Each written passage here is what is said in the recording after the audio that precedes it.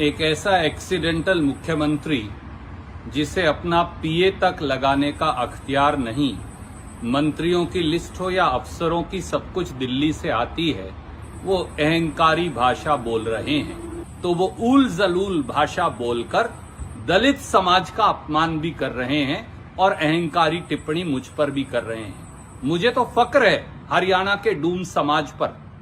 गरीब हैं, यही उनका कसूर हो सकता है। वो निर्धन हैं, साधनहीन है, ये उनका कसूर हो सकता है। पर डूम समाज के बगैर ना हरियाणा के संस्कार और ना संस्कृति चल सकती।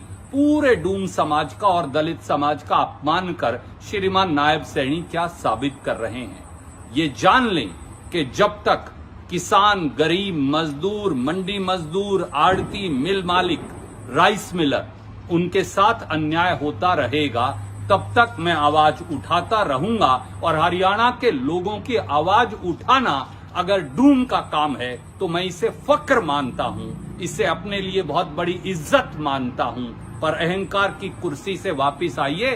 आपको तो चीफ प्रिंसिपल सेक्रेटरी लगाने का अधिकार भी नहीं। एक दिन लगाते हैं, अगले दिन उतारते हैं और उसके बाद अहंकार की भाषा में बात करते हैं। चुनाव जीता है पर लोगों के प्रति जवाबदेही खत्म नहीं हुई। श्रीमान नायब सैनी, कांग्रेस पार्टी के जो प्रवक्ता हैं, हमारे लोकप्रिय मुख्यमंत्री माननीय नायब सिंह सैनी जी के ऊपर जिस तरह से टीका टिप्पणी कर रहे हैं, मुझे लगता है कि ये कांग्रेस पार्टी के दिवालियेपन की निशानी है कि जब कांग्रेस पार्टी इस हालात में पहुंच चुकी है कि लगातार तीसरी बार, चाहे हम पार्लियामेंट की बात करें और चाहे हम हरियाणा विधानसभा की बात करें, तीसरी बार उन्होंने हार का मुंह देखा है।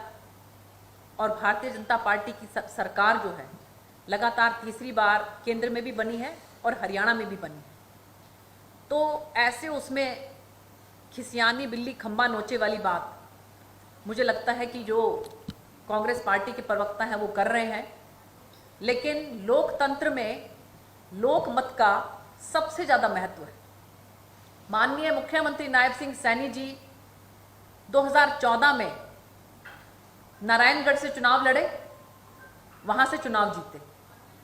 2019 में लोकसभा का चुनाव लड़े, लोकसभा का चुनाव जीते।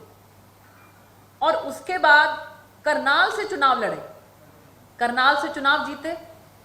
लाडवा से चुनाव लड़े और लाडवा से चुनाव जीते। और जबकि हमारे कांग्रेस पार्टी के आदरणीय सुरजेवाला जी 2019 के अंदर चुनाव हारे और उपचुनाव जो है वो भी बुरी तरीके से हारे। जमानत जो है वो जब्त होते होते उनकी बची। हरियाणा में जब किसी तरह का कोई जनाधार नहीं रहा तो दूसरे प्रदेश में भाग गए। अपने बड़े नेताओं का आश्रय लेकर वहां से राज्यसभा के सांसद बने। क्या उनको इस तरह की टिप्पणी माननीय मुख्यमंत्री जी के ऊपर करना शोभा देता है?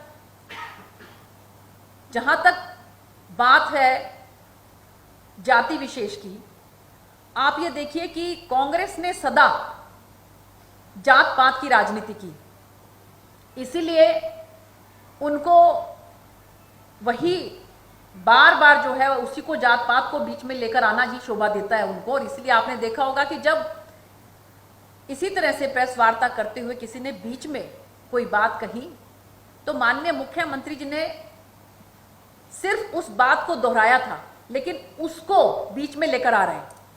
कांग्रेस पार्टी के समय में दलित समाज के साथ क्या हुआ क्या नहीं हुआ ये सबको मालूम है।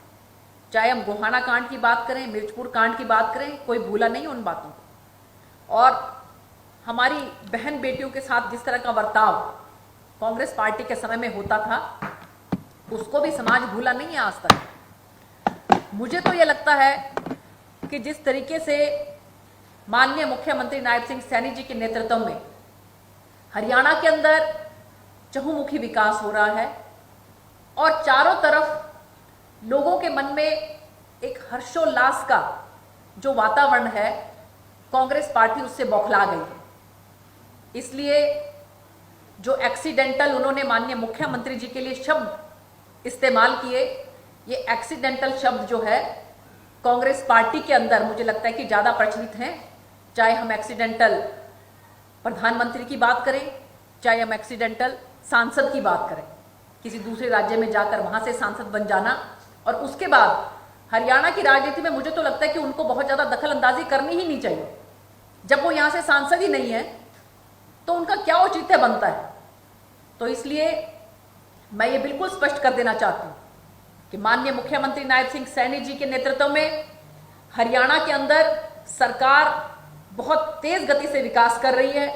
जहाँ तक बात है, हमारी सरकार ने जो वादा किया था, 24 के 24 जो फसलें हैं उनको हम एमएसपी पे ले रहे हैं, और आज तक की तारीख में 48 लाख मीट्रिक टन जो धान है उसकी प्रोक्योरमेंट हो चुकी है, और 43.5 लाख मीट्रिक टन जो है उसका उठान भी हो चुका है। तो इतनी तेज गति के साथ जो काम हो रहे हैं, मुझे लगता है कि वो उनको डाइजेस्ट नहीं हो रहे हैं कांग्रेस पार्टी को, इसलिए इस तरह की ऊटपटांग टिप्पणियां जो हैं उनके मुख से हमें सुनाई देती है। तो मैं आप लोगों के माध्यम से यही कहना चाहूँगी कि आप सत्ता पक्ष के समय तो बहुत अच्छे तरीके से लोगों का विकास नहीं कर सके, कम से कम विपक्ष की भूमिका तो अच्छे तरीके से निभाइए।